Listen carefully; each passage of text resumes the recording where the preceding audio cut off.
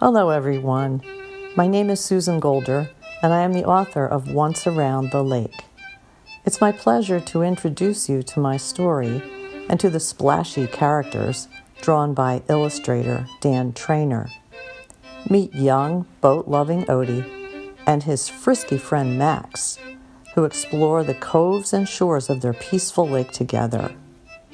Relax, come along for a day in the life of these two adventuresome buddies who discover the wonders of nature, the joy of friendship, and a very colorful crew of neighbors.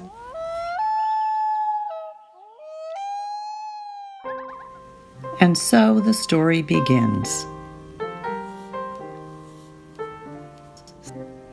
Early one morning, Odie snoozed in the dark. His glasses and pad and his pen were still parked in his lap where he'd left them late last night, when voices from afar hollered, "Turn out the light." See, Odie was a boy who, when it was late, liked to draw and write to remember each date. He'd lie in his room, he'd wonder and think, then by flashlight, he'd write with hardly a blink. Sometimes his busy mind bubbled with stuff till he'd fill up the pages and say, "Enough."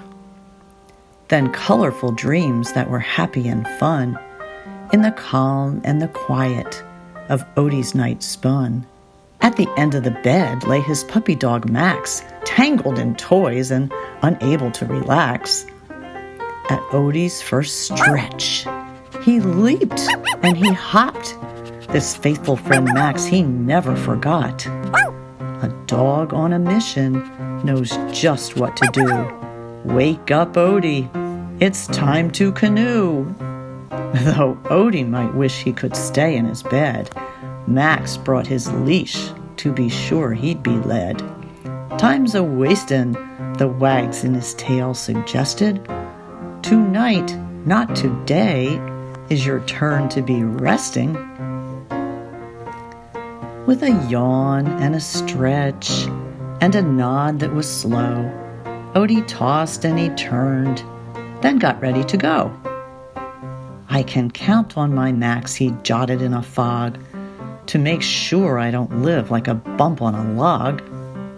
With a fistful of berries and a big bone to throw, Odie dashed to the dock with Max in tow. The hummingbirds buzzed, the loons they hooted. Max cocked his head, and down the trail he scooted.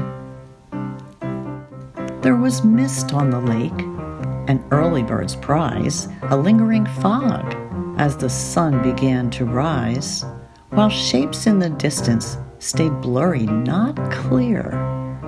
Odie drew pictures, glad none came too near. He imagined some pirates and their rowdy crews.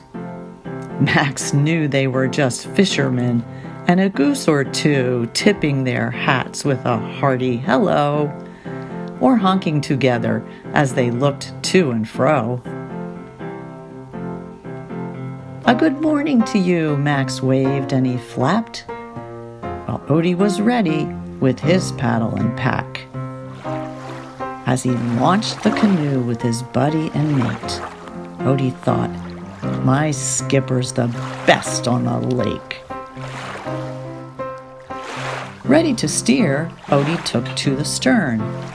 Max posed in the bow with his paws planted firm. "He's silly and so cute," Odie held in his giggles. Max sat very still. Boats are no place for wiggles. With a reach and a pull, they paddled their way to a spot on the lake where there were loons at play. Not a pair and their chick swimming in a row, but 6 in a circle, hooting high and low. Such a curious sight Odie had never seen, and Max's interest was certainly keen. The loons swam and danced and dove for their grub. Max woofed, and he wagged at this odd breakfast club. Shh, Max, let's give them their space, or they'll dive and come up in a whole new place. With a hush in his paddle, Odie eased away, then reached for his notes and knew just what to say. But before he could jot even one thing or two, Max looked to the left and his tail swooshed a clue that two crusty old turtles were plopped on a rock, sunning themselves on their own private dock. Max barked a cheerful, "Hey you, want to play?" With a nod in their necks, they both seemed to say, "Just hanging here is the way life should be. Lake life's in the slow lane, don't you agree?" Odie paused to consider the turtle's wise words. Max climbed up and got cozy. He too had heard. The once frisky pup became settled and still. With his belly on the seat, Max knew how to chill. Together, they paddled past all kinds of sights, feeling happy to have neighbors who are such a delight. Like a moose in a cove, munching grasses and weeds. Like dragonflies, so vivid they seem to wear beads. Like a blue heron, standing majestic and tall, near a lily pad carpet whose white blossoms sprawl. Filled with visions of a super swell cruise, Odie thought to himself, "My pooch is my muse. We're a big happy family here at the lake. I'm so glad my buddy Max nudged me awake."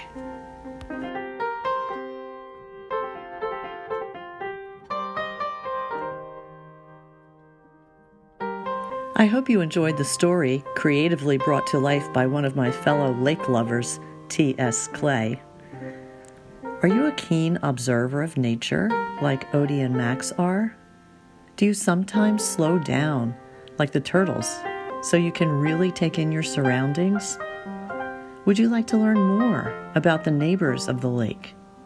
If so, head to my website, where you'll discover some interesting facts about moose, herons, turtles, loons, and dragonflies. I'd also like to invite you to enjoy the downloadable black and white illustrations available there for some coloring fun. Thank you for joining me today. I wish you misty mornings, blazing sunsets, and a boatload of curiosity.